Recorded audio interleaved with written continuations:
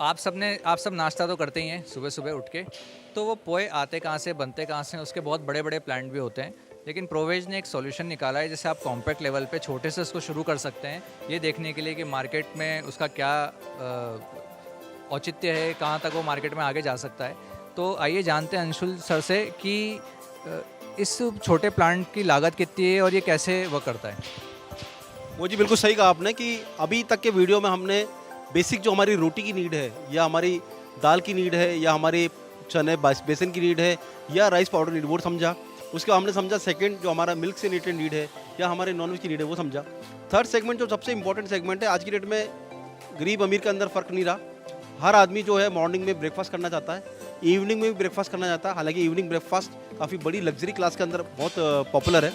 साथ साथ आज की डेट में हम लोग इतना हेल्थ कॉन्शियस हो गए हैं कि हम लोग ये कोशिश करते हैं कि हम जंक फूड से या तले हुए फूड से बचें। ये पर्टिकुलर जो मेरा सेगमेंट है, ये सेगमेंट हमारा रोस्टिंग सेगमेंट है। रोस्टिंग मसलन कि अगर आप धान को रोस्टिंग करते हैं तो उससे दो प्रोडक्ट बनते हैं। धान आप समझ रहे हैं, जो राइस जो बेसिकली धान से ही मिलता है हमको, धान से हमको दो प्रोडक्ट मिलते हैं, वो है एक पोहा और एक है परमल। परमल इसको हम हिंदी में मूरी भी बोलते हैं, मुरमुरा भी बोलते हैं, अलग अलग प्रांत के हिसाब से।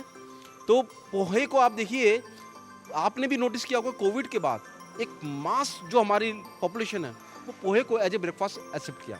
उसका कारण ये कि हर आदमी हेल्थ कॉन्शियस है। पहले चलन था समोसे कचौरी का, but that is a very healthy diet, है ना। आप खाने के बाद में आपको लगेगा पेट ही भर गया।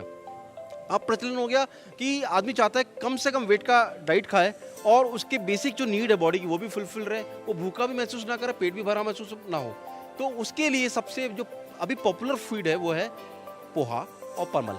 कुछ लोग परमल खाते हैं, कुछ लोग पोहा खाते हैं, बट मोस्टली धान से रिलेटेड जो फूड है वो लोग ब्रेकफास्ट में, इवनिंग में और मॉर्निंग में खाते हैं। तो बेसिकली इसमें क्या है मोजी, कि धान आपको अलग अलग प्रांत से अलग अलग तरह से मिल जाती है और उसको हमारे पास सॉल्यूशन ऐसे हैं कि आप उसको रोस्टिंग करके और फ्लेकिंग यानी कि चपटा करके आप उससे परमल बना सकते हो या उसको फुला करके पोहा बना सकते हो। मतलब दोनों ही तरह की टेक्नोलॉजी हमारे पास अवेलेबल है।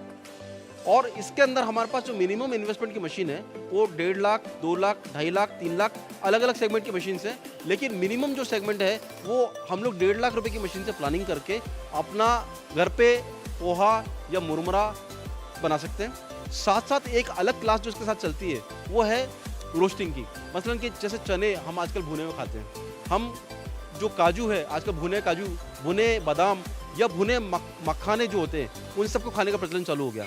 उसका कारण ये था कि आप जब रोस्टिंग करते हैं तो उसके अंदर एक तो क्रिस्पीनेस आ जाती है तो टेस्ट बढ़ जाता है, दूसरा उसके अंदर कोई भी माइक्रो ऑर्गेनिज्म यानी कि कीटाणु मौजूद हैं वो खत्म हो जाते हैं। तो इस तरह से फ्राइंग से बचते हुए, यानी कि तेल आजकल लोग तेल और घी से परहेज कर रहे हैं, तो फ्राइंग से बचते हुए हम लोग रोस्टिंग करके आसानी से एक प्रोडक्ट को वैल्यू एडेड बना देते हैं। यानी कि चने से हमने जो भुना हुआ चना बना दिया, काजू बादाम मखाने इनको भून दिया तो उनका टेस्ट अच्छा हो जाता है। मिर्ची डाल के या मीठा डाल करके उनको और टेस्टी बना सकते हैं, हम लोग वैल्यू एडिशन कर सकते हैं। इसी तरह से आज की डेट में एक नया प्रचलन और चल रहा है, वो है रागी, जवार, बाजरा, इनकी रोस्टिंग का। आपने देखा होगा मार्केट के अंदर हार्ट शेप की वीट भी अवेलेबल है। तो वो सब चीज़ें दोस्तों आज की डेट में जो है नीड है वो अप पॉपुलेशन की है। लोग चाहते हैं एकदम हेल्दी डाइट खाना, और हेल्दी डाइट के लिए healthy breakfast, healthy lunch, healthy dinner, इन सब का रिप्लेसमेंट होता जा रहा है धीरे धीरे रोस्टिंग की।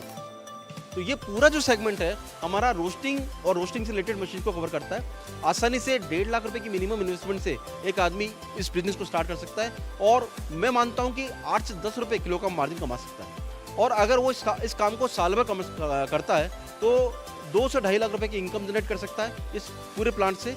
और आसानी से अगर 5 साल में देखा जाए तो एक बड़े लेवल का प्लांट लगा करके बड़ा उद्योगपति भी बन सकता है। बस देर है विजन की, आपको यहाँ तक पहुँचना है और ये छोटे छोटे प्लांट लगा करके अपना बिजनेस स्टार्ट करके देखना है।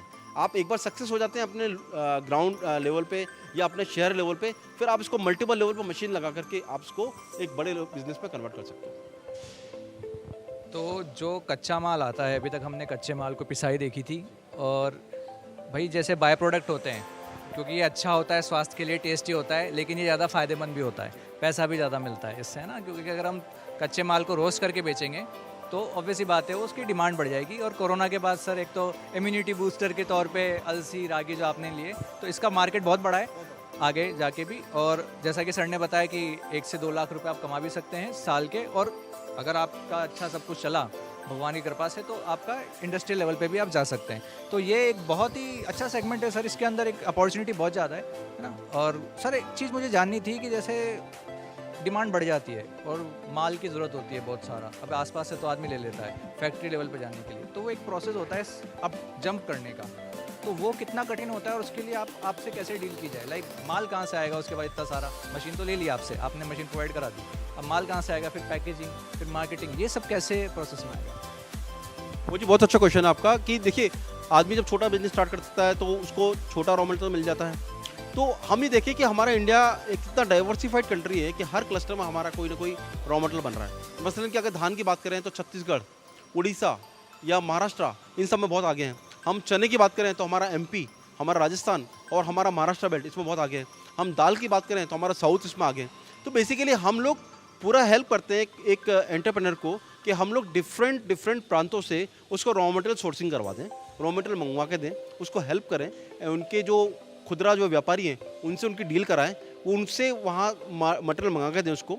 उसके बाद उस मटेरियल को किस तरह से रोस्टिंग करना है, किस तरह से प्रोसेसिंग करना है, किस तरह से पैकिंग करनी है, कितनी ब्यूटीफुल पैकिंग हो सकती है या सादा पैकिंग में कर सकते हैं, वो पैकिंग का डिज़ाइन, उस पैकिंग को डिज़ाइन करने के बाद उसकी लागत कितनी आएगी, उसकी कॉस्ट फिक्सिंग करना, उसके बाद उसको कॉस्ट मैनेज करना, ROI निकालना। हमारी firm Provek engineering and food processing private limited एक एंटरप्रेन्योर को राइट फ्रॉम कंसेप्ट, यानी कि उसके दिमाग में कंसेप्ट से लेकर के उसका जब तक वो कंसेप्ट मटेरियलाइज नहीं होता वहाँ तक पूरा हेल्प करती है। तो छोटे से लेकर के बड़े लेवल तक ले जाना, वो हम लोग हमारी जो सर्विसेज है उससे उसको सेटिस्फाई कर देते हैं। सर जो आपने कॉन्सेप्ट की बात करी, तो लेट सपोज कि मुझे पोया जो है या फिर मेरे दिमाग में कुछ नया आया एज एन एंटरप्रेन्योर, लोगों को कुछ अलग करने की इच्छा रहती है और लोग वहाँ खरीदते भी कुछ अलग सा ही हैं, कुछ नया मार्केट में लॉन्च करना है, तो वो आप मशीन के अंदर आपके पास फिक्स हैं या फिर उसके हिसाब से जैसे आपने बताया उसको कस्टमाइज़ भी कर सकते हैं? डेफिनेटली हम लोग कस्टमाइज कर सकते हैं। मतलब जैसे अभी मेरे पास कल परसों किसी का फ़ोन आया था कि भाई मुझे मेज को बॉईल करके उसको चपटा करके उसके अंदर स्पाइसेस डालना है, तो मैंने कहा ठीक है, संभव है ये। तो इसी तरह से हर प्रोडक्ट को हम ये एक बेंचमार्क छोड़ दें कि जो प्रोडक्ट मार्केट में अवेलेबल है वही एक फाइनल है। ये प्रोडक्ट इनोवेशन का काम रेगुलर सतत चलने वाला है, और आप ये मान के चलिए हर प्रांत की अपनी एक खूबी होती है। जैसे एक महाराष्ट्र में जाएंगे नाचनी करके एक सीड मिलता है जो बड़ा प्रोटीनस डाइट है, ऐसे हर एक प्रांत में कोई ना कोई ऐसी फसल होती है जो कि हेल्थ के लिए बहुत बेनिफिशियल होती है। तो हम लोगों को सफल यही करना चाहते हैं कि भाई लोग अपने अपने लोकल लेवल की फसल को पहचानें, उनको किस तरह से प्रोसेसिंग करना है, वो कंसेप्ट के लिए हमारे पास आएँ, हम उनको बताएंगे कि किस तरह से वैल्यू एडिशन हो सकता है। जैसे आप अभी कई मार्केट में चीज़ें हैं, जैसे आप मान के चलिए खिचड़े का पापड़ आ गया, या पहले तो एक नॉर्मल पापड़ आता था, तो ये लोगों ने कहीं ना कहीं तो सीखा होगा, कहीं ना कहीं किसी ने इन्वेंशन किया होगा, फिर मार्केट में आया, तो लोगों को सोचने की देर है बस। तो फिर सोचने के बाद में हम लोग उसको राइट फ्रॉम कंसेप्ट, यानी कि क्या मशीन लगेगी ये हम प्रपोज करेंगे, मशीन लगने के बाद उसका कैसे एडिशन होगा, वैल्यू एडिशन कैसा होगा, उसमें मसाला डालना है, कितना डालना है, क्या मसाला डालना है, उसको स्पाइसी बनाना है कि स्वीट बनाना है, ये सब हम लोग मदद करते हैं। हमारे पास पूरी टीम है फूड टेक्नोलॉजी की जो एंड टू एंड लोगों को वैल्यू एडिशन के लिए मदद करती है। तो आपके पास भी अगर दिमाग में कोई आइडिया हो या आपने कहीं कॉन्सेप्ट देखा हो, कोई गैप ढूंढा हो, या आपको फूड टेक के अंदर कुछ करना है लाइफ में, या आपका कहीं अटक रहा है कुछ भी काम, तो आप सीधा इस लिंक पे क्लिक करें या प्रोवेट से संपर्क करें, आपका कॉन्सेप्ट से लेके फाइनल टर्न की तक पूरा सोल्यूशन मिलेगा।